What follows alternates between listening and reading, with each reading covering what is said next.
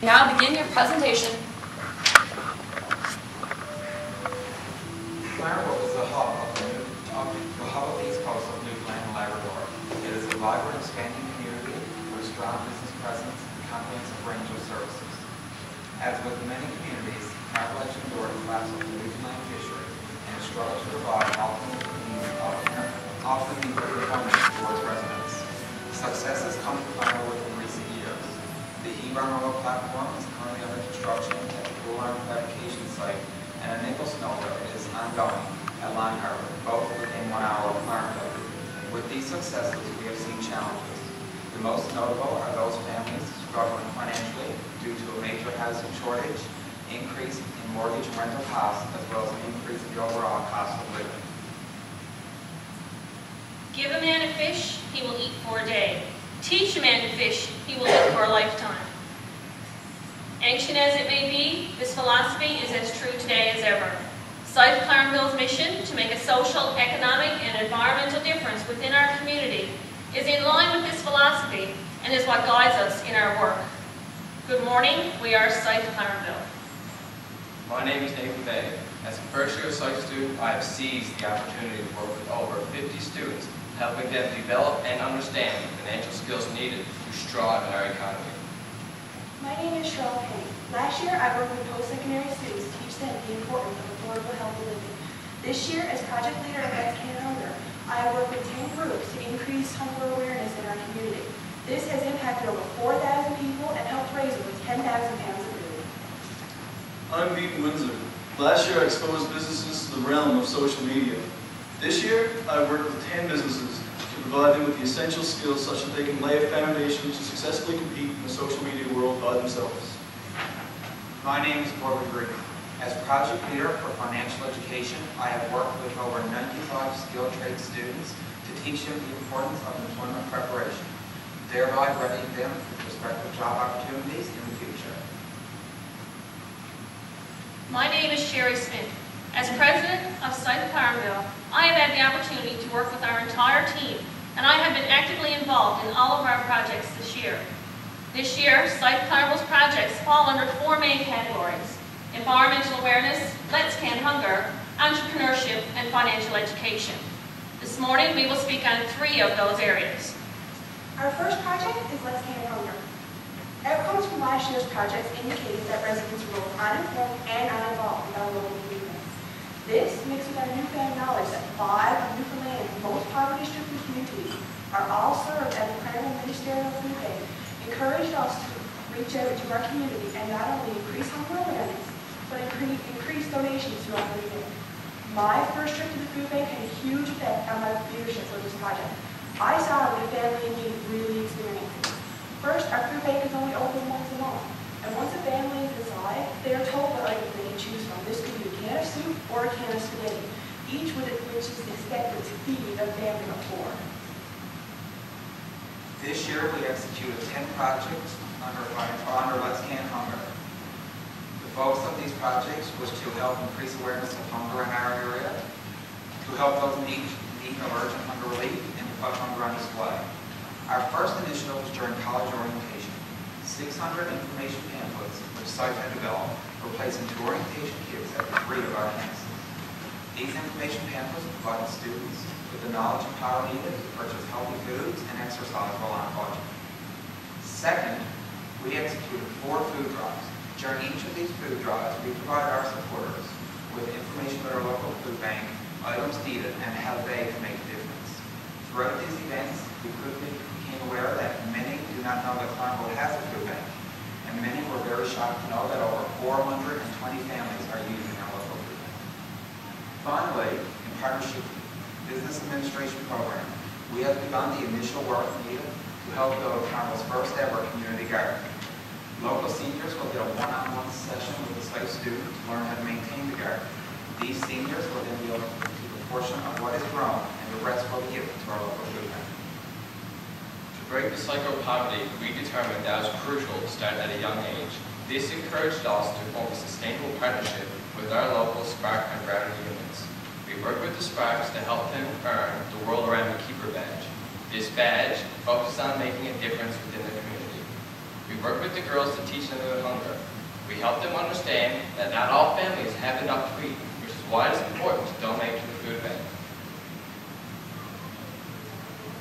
First one was Smart Student. SIFE Clarenville work on Smart Student for girls aged 4 to 7 to help teach them hunger awareness and prevention skills. I started to eat, starting at a young age. We develop a marketing campaign to help promote our local food bank to increase and diversify donations. With the Food Sharing Association, we have begun research of the benefits of opening another food bank further down the Bonavista Vista Peninsula, thereby alleviating the stress of all communities using one food bank. We will now demonstrate to you how Let's Can Hunger meets site criteria. We have accounted for social, environmental, and economic factors by incorporating our projects to teach families on low incomes how to live a healthier lifestyle. We have educated our local community about the need to diversify and to support our local food bank, and we have also begun the groundwork of developing an environmentally friendly community garden. We have empowered our audience by creating numerous partnerships in our community and by getting seniors out into the community and giving them the ability to take part. We have also worked with families and students to help them live a healthier lifestyle while on a budget. We have helped people in need by increasing donations in the food bank. We have, by creating a marketing campaign for our local food bank and by teaching families how to budget their meal expenses, we have applied business and economic concepts. As a result of this, we have improved the quality of life and the standard of living for the residents of the Clarenville and surrounding area. Our second project, Let's Get Social Media Consultants, falls under the banner of entrepreneurship. In 2010, SIFE Clarenville established Let's Get Social Media Consultants. This project was aimed at helping businesses in the Clarenville area who needed a new marketing edge and needed to attract new clientele. With our assistance, we developed video blogs aimed at promoting them as well as the Clarenville region as a winter mecca. Overall, this campaign had a resounding success with 67,100 Facebook impressions. Our video blogs were viewed through YouTube 500 times and through Facebook 1,250 times. Through feedback from Facebook, it became evident that businesses wanted to use social media, saw the benefit, but did not have the training required. This year, SIFE Clarenville implemented the second phase of our entrepreneurial project. The goal of this project was to help local businesses learn and use various social media platforms efficiently and effectively on their own. Through extensive research, SIFE Clarenville, in conjunction with the Business Administration faculty, developed manuals for these sessions.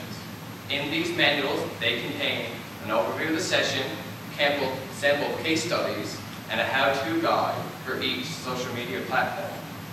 In each session, the trainee will learn how to set up a various social media platform, including creating, updating, and measuring for Facebook, YouTube, Twitter, LinkedIn, TripAdvisor, and Pinterest. We ran 2 sessions of the social media for small businesses, one in the fall semester, and we recently held a weekend seminar. From the first session, the main goal that emerged from all of our clients was how do we increase our social media presence on our social media platforms, and how do we increase revenue for our business.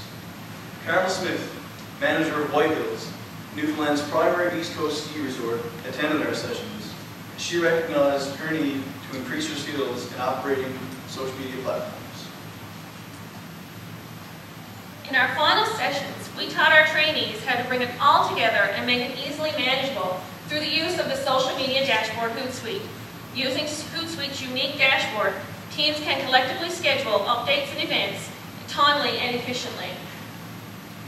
This dashboard approach makes it very easily manageable.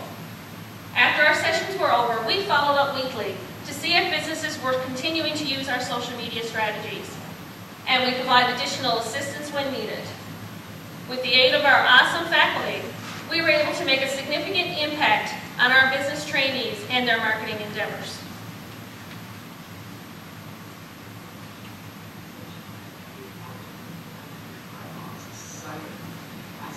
It was just the right thing at the right moment, at the right time. So I cannot say enough good about why the conference is not for me. It's opened up a whole new world. It's given me the confidence to go online and to tweet and to go set up my Facebook page and to use LinkedIn and all those other posts and Pinterest. I'm really I'm starting out with how to use it in my business. So I would say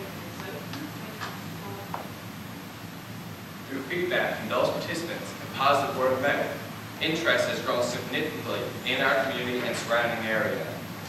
Various groups and local business owners are now contacting us to see if they can become a part of this wonderful venture.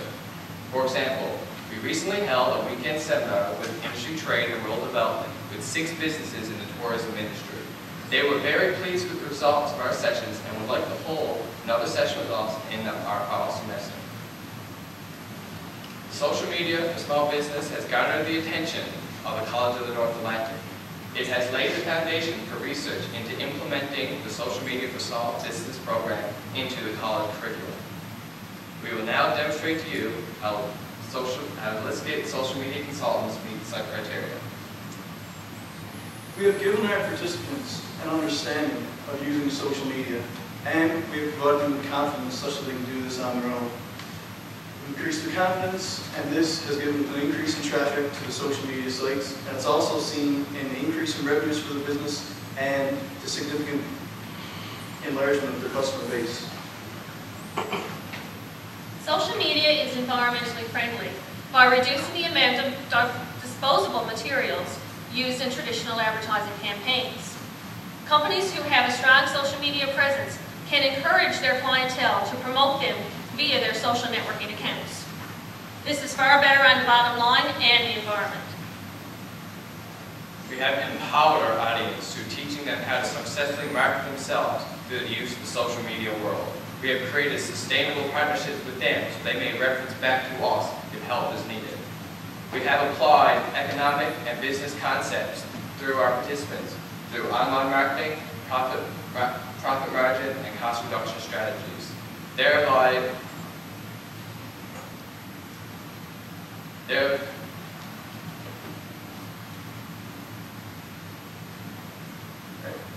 increased participants' confidence, increased customer base, and we've also taught them how to successfully monitor and manage their social media campaigns. This has improved their quality of life and also improved their quality of life and standard of living. Social Media Consultants is heading into its 3rd year. This shows growth and sustainability. Social media is advancing rapidly, and new programs and platforms are emerging on a regular basis. We have many businesses who want to become involved in this new venture, and many of our past participants have also shown interest in coming back as new techniques and platforms are emerging, so they can use those as well. This year, we've executed 2 projects under the banner of financial education: Student Investment Matters, SIMS, and Reaching Out. Our first project is SIMS, which is in its 3rd year. This teaches financial education to students from primary to post-secondary. The 5 components of SIMS are sensible thinking, kids save, Brains for Richness, financial matters, and managing your money. The first component of SIMS that we implemented was sensible thinking. This is a 3-level program aimed towards primary students that teaches money recognition and the purchasing process. In level 1, we worked with Beavers and Sparks and executed 2 sessions to a total of 80 children aged 5 to 6. The children attended an hour-long session that began with coin recognition and differentiation. Then, the children were placed into a grocery store setting. Each child could choose an item that they wanted and pay the clerk the amount shown on the price tag. In a pre-test, only 40% of the children were able to identify the names of coins in their amounts. By the time the level was completed, this number had increased to 75%, showing a 35% increase in knowledge. Children learn from the sensible thinking sessions from Taylor recently. Well, I think it gives her more of a sense of, when she asks for something, mommy actually has to provide money for that. So it's not just, there's tons of it anymore. She didn't look at the money part before. It's just the fact, I'm getting a prize. I don't care. So I think she's a little more aware of that now. We combined levels 2 2 and 3 to execute one session of our sensible thinking to brownies ages 7 and 8. The students attended an hour-and-a-half long session in which they were taught the value of each coin, how to calculate the cost of an item, and to view the correct amount of change. In a pretest, students were given flashcards with a picture of an item and coins. To demonstrate their knowledge, they had to determine the cost of the item by adding up the coins. Overall, 8 could complete this task. In a post-test, children were put into a grocery store setting where one was a cashier and one was a purchaser to demonstrate the knowledge they had learned. Overall, 16 could complete this task. This year, we executed a new component of students raised for riches, targeted at students aged 12 to 15. This was in partnership with U2, a local youth group, and is currently aiming for a pilot program. The focus of this is to start and operate an environmentally friendly business. In week 1, students designed the business name and the green advertising campaign. In week 2, we taught the kids the importance of revenues and expenses. In week 3, they presented us their eco-friendly business plan, and then we provided them with an initial startup capital of up to $50. In week 4, the students set up their businesses and sold their product or service. And in week 5, we will meet with each group to analyze their business outcomes. Race for Richness has 6 participants and 3 youth-run businesses. The outcomes from this project will be determined in its final week. Hi, I'm Cameron. I'm part of the Race for Richness program at SIFE Clarenville. This program is cognitive skills to successfully organize businesses.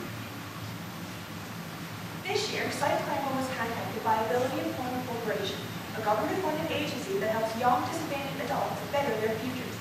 This gave us the opportunity to execute the SIMS component, Managing Your Money, for the 2nd year. The focus of this project was to teach all 6 participants how to save and spend their money wisely. This helped them from the transition from life at home to life on their own. We executed a pretest to determine the knowledge that the participants had of money, saving, spending, and budgeting. We then presented to them a game which we had designed based on the game of life. It's an interactive board game in which students had to choose a career profile which outlined career expectations and salary expectations of the particular career. They then had to make estimates of monthly spending and expenses. The wheel was spun, and based on the outcomes displayed, students had to input the amount shown in their career profile sheet. At the end of the game, they had to determine if their budget was balanced. In a post-test, we gave students a 6-month budgeting template to track their personal budget. Over the last 3 years, we have executed 3 components of SIMS, and we will continue these components over the years to come. Next year, we will execute a 4th component, Kids Save. This year, we partnered with Eastern Health, Newfoundland's largest health authority, to develop a new project called Reaching Out. This was a result of a needs assessment that identified negative economic factors of the major upcoming oil and gas projects. Reaching Out has 2 components: skilled trades, employment preparation, also known as STEP, and healthy living for families on low incomes. STEP stresses the importance of preparing skilled trades for employment, as well as identifies costs associated with addictions. Emphasis was on interview preparation, the hiring process, and budgeting. In our first session, we critiqued the students' resumes, discussed sample interview questions with them, and looked at job banks. We provided the participants with a folder which contained materials that they could take out with them as reference to build their interview and resume skills. In our second session, we conducted mock interviews in which we had a panel of a business student and an apprenticeship from a trade student. This was a good chance to transfer knowledge of our business students as well as our trade students. Later this month, we will be hosting information sessions with companies in which they will outline their hiring and drug testing policies. Our site team will also host a cost of addiction seminar, which will focus on how this will affect students' financial health for years to come. Our second project under Reaching Out is Healthy Living for Families on Low Income. This nutrition education program teaches families how to prepare healthy and tasty meals on a limited budget.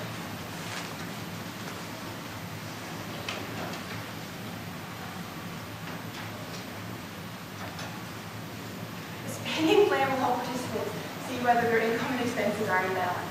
This is an important first step to ensure that families can cover up all of their expenses for 1 month. Through our project, participants will be given the skills and knowledge to read and compare food labels to make the healthiest choice, practice comparing unit prices to make the most economical choice, and select a basket of healthy foods for under $10.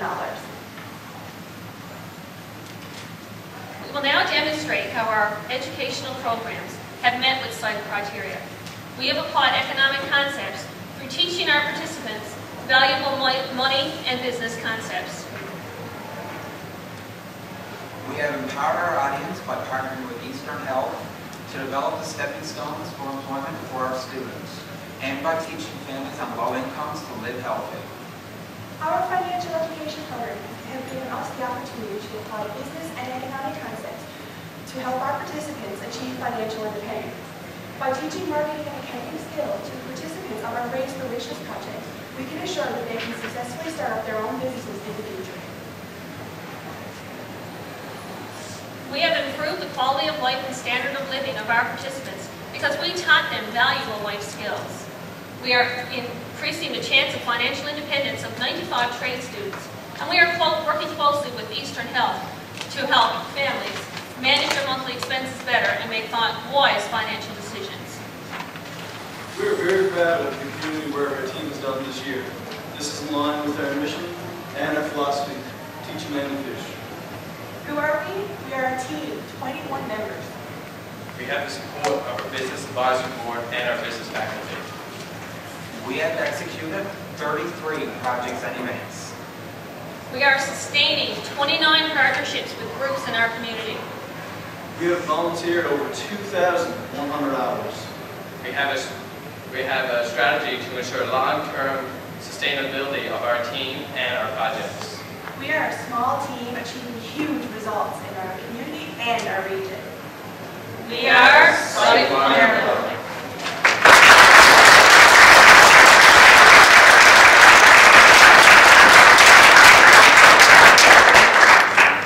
Presentation time is now expired. We will begin the question and answer period for the judges, and only the judges may ask the questions.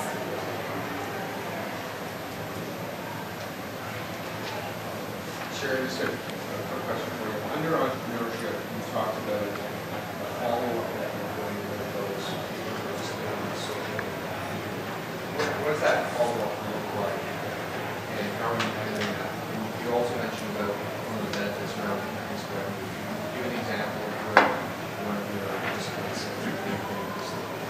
Well, one of the participants that I've been working closely with is Andrea Sharp with Carlanding Designs. I've been back with her several times, giving her assistance, giving her ideas, different things that she can promote through various social media, like holding contests and data giveaways, anything that she can do for promotion-wise.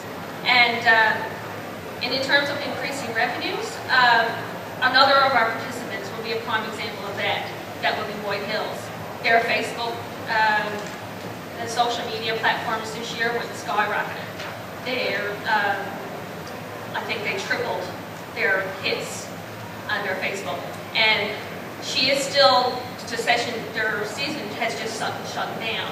And she has seen an increase in revenues this year. So she's now in the stages of coming back to us and saying, you know, this was because of this social media presence, or this percentage is what we think was from our social media sessions. But they all have said that they have seen an increase in revenue and traffic, and have it has broadened their customer base significantly. You know, unfortunately, Clarenville is a bit of a small town, and many of our participants were reluctant to actually give us numbers in regards to revenues, but they have said that, like, say, 15 to 20%, for example, for Boyd Hills, their revenues went up this year.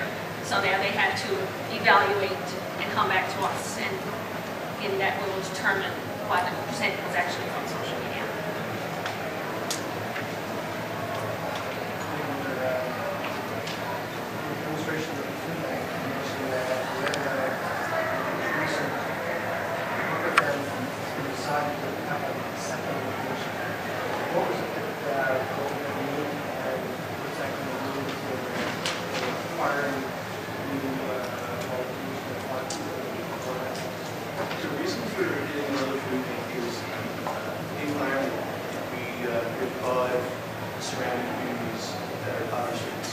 they're too far away from Clarenville for people to actually get to the food bank.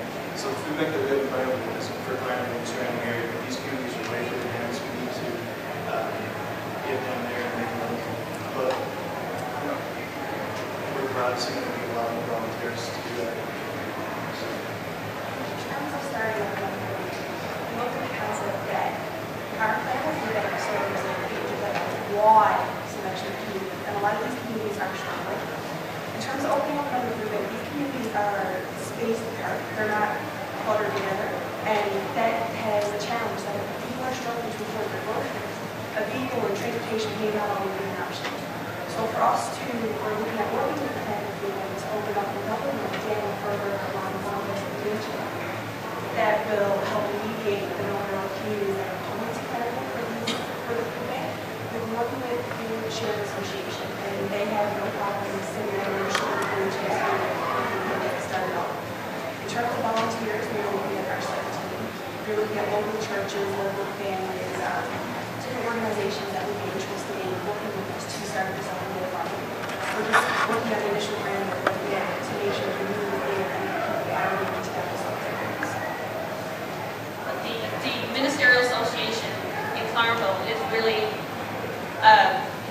for lack of a better word, gung-ho on this idea, because like we said, the communities that are in the Dollar area, they are fairly spaced out. And as Cheryl said, if you can't afford a can of soup, chances are you can't afford gas or to pay someone to come into Clarenville an hour's drive to pick up your food. So this would help the participants that use the food bank as well, because it would be closer to them. You also mentioned with your food bank program that there is a component of funds under your budget. What form does that take place in? That would fall under, I guess, the lasting hunger relief, I guess you would call it, in terms of by teaching them how to budget and how to eat healthier through budgeting. They do save money by doing that, and it is making them healthier. And by their increase in revenues through our programs, it can alleviate some of the stress on the food bank.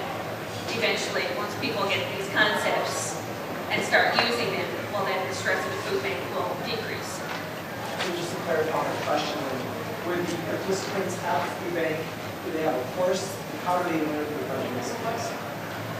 We're right now in partnership with Eastern College, and we'll be working with them to look for, they have a list for the families that have low incomes that are struggling with particularly food.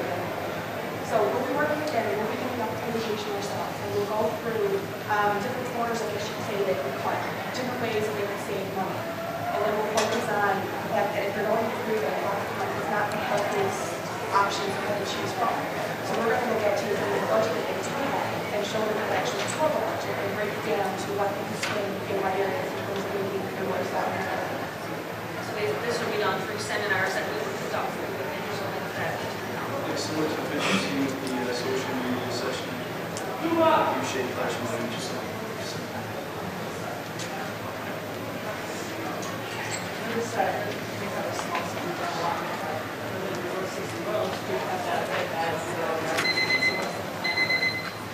Your time has expired. Judges, please join me in